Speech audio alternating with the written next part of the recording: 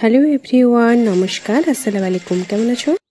তোমাদেরকে বিটিএসের begins youth ড্রামাতে স্বাগত জানাই। তো চলো এই ড্রামাটি আমরা পুরোটাই বাংলায় এক্সপ্লেন দেখব। তো আজকে আমি তোমাদের পার্ট 1-এর একটা পার্ট শেয়ার করব। প্রত্যেকটা এপিসোডকে আমি 4টা ভাগে ভাগ করে বানাচ্ছি। আর চ্যানেলে নতুন এসে থাকলে প্লিজ সাবস্ক্রাইব করে দিও। Thank you so much. তো এই ড্রামাটি নিয়ে আমি একটা ভিডিও বানিয়েছিলাম, যেখানে আমি সবাইকার ইন্ট্রোডাকশন দিয়েছিলাম এবং ছোট্ট করে একটা জিস্ট বলেছিলাম এই ড্রামাটাতে কি কাহিনী থাকতে পারে। তো আমি নতুন করে এত কিছু কথা বলবো না ইন্ট্রোডাকশনের ব্যাপারে, তোমরা গিয়ে ওই ভিডিওটা দেখতে পারো। আমি ডেসক্রিপশানে ওই ভিডিওটার লিঙ্ক দিয়ে রাখছি। আর হ্যাঁ, ড্রামাটা চলতে চলতে আমি একটু আধটু ইন্ট্রোডাকশন দিয়ে দেবো।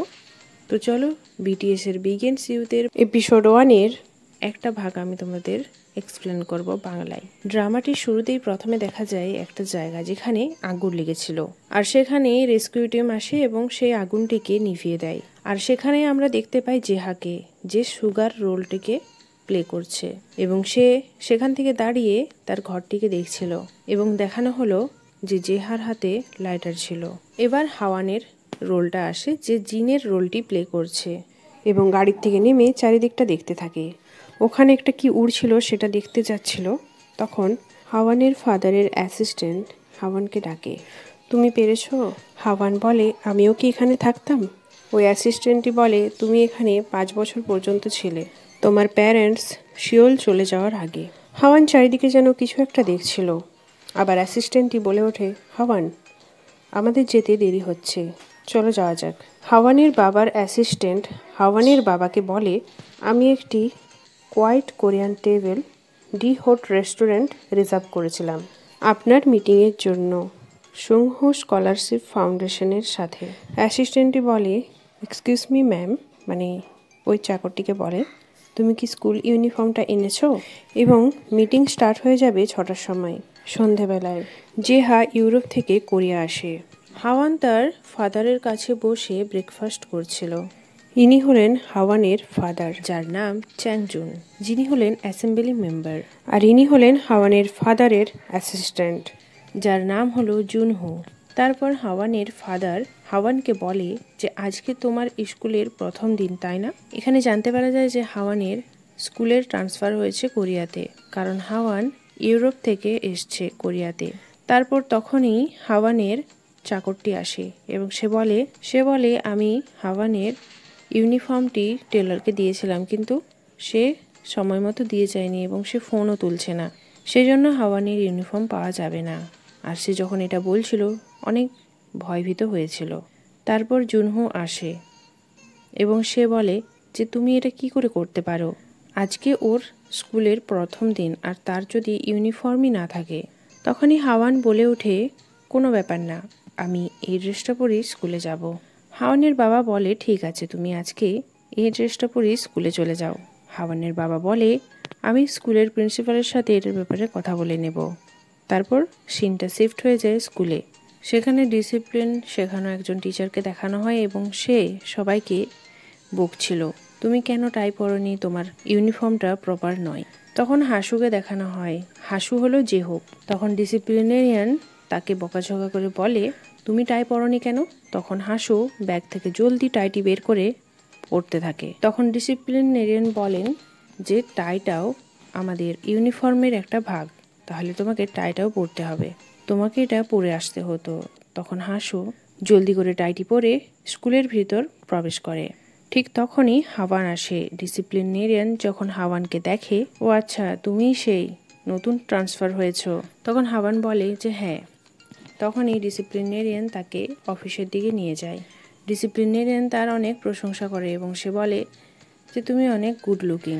তখনই অফিস থেকে সিনকে বেরোতে দেখা যায়। সিন হলো সুগা, যেখানে ডিসিপ্লিনেরিয়ান সিনকে দেখে বলে, এরকম একটা দিনও নেই যে দিন তুমি কোনো সিন ক্রিয়েট করনি। আর ঠিক সেই সময়ই হাওয়ান এবং সিন প্রথমবার একে অপরকে দেখে। সিন তখন চুপচাপ বেরিয়ে সেখান থেকে চলে যায়। তারপর প্রিন্সিপালের সিনটা দেখানো হয়, যেখানে প্রিন্সিপাল হাওয়ানকে বলে, তুমি সেম টু সেম তোমার ফাদারের মতন। তখন আমরা জানতে পারি যে হাওয়ানের ফাদার, যিনি এখন অ্যাসেম্বলিতে আছেন, উনি এই স্কুল থেকেই পড়াশোনা করেছিলেন। এখানে প্রিন্সিপাল হাওয়ানকে বলে যে যদি তোমার কিছু দরকার হয় তুমি আমাকে বলবে, আর আমি আশা করছি যে তুমি 12th গ্রেডে ভালো মার্কস নিয়ে পাশ করবে। তখন ডিসিপ্লিনারিয়ান বলেন যে আমি তোমাকে এখানে অ্যাডজাস্ট হতে হেল্প করব।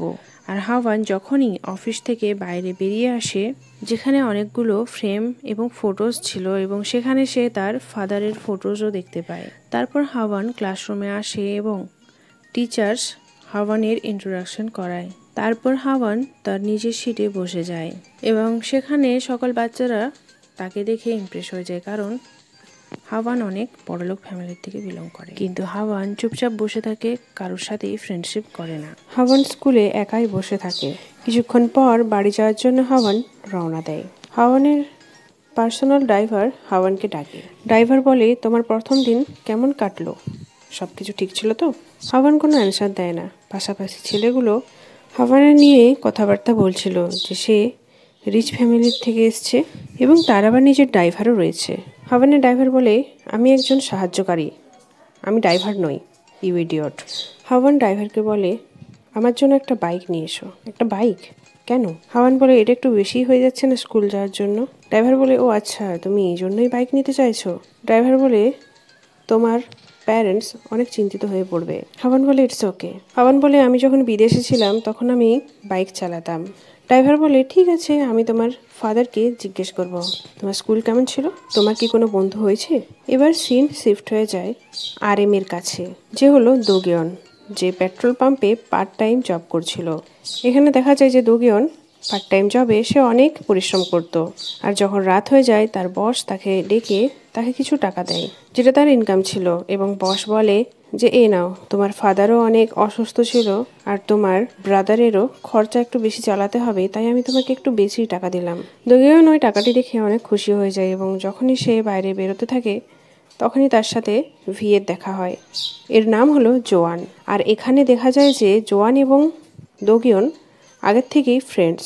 জোয়ান দোগিয়নকে বলে, তুমি এখনো ডিনার করনি, তো চলো ডিনার করা যাক। দোগিয়ন বলে, আমি আজকে টাকা পেয়েছি। জোয়ান বলে, তার কোনো দরকার নেই, আমার কাছেও টাকা আছে, তাই আজকে আমি তোমাকে খাওয়াবো। তারপর তারা দুজনেই একটা লোকাল কনভেনিয়েন্স স্টোরে চলে যায় এবং সেই স্টোরটির থেকে তারা রাইস কেক কিনে। এবং যখন টাকা দেওয়ার কথা আসে, দোগিয়ন যখনই টাকাটা দিতে যাচ্ছিল তখন জোয়ান বলে ওঠে যে না, আমি টাকা দেব। জোয়ান পকেট থেকে কিছু টাকা বার করে টেবিলে রাখে। তখন পকেট থেকে বলটা নিচে পড়ে যায়। তার টাকাগুলোর সাথে একটা পেপারও বেরিয়ে আসে। দোগিয়ন যখন পেপারটা খুলে দেখে তখন সেই পেপারটাতে দেখে সে বুঝতে পারে যে এটা পেরেন্টস এবং টিচারের একটা মিটিংয়ের কাগজ। আর যখনই তারা স্টোর থেকে বেরিয়ে আসে, দোগিয়ন তাকে বলে ওঠে, তুমি তোমার পেরেন্টস টিচার মিটিংয়ের কথা তোমার পেরেন্টসকে বলেছো? জোয়ান বলে, ওদেরকে যেমন একবার বললেই ওরা চলে আসবে। জোয়ান বলে, আমার ফাদার সবসময়তেই ড্রাঙ্ক থাকে।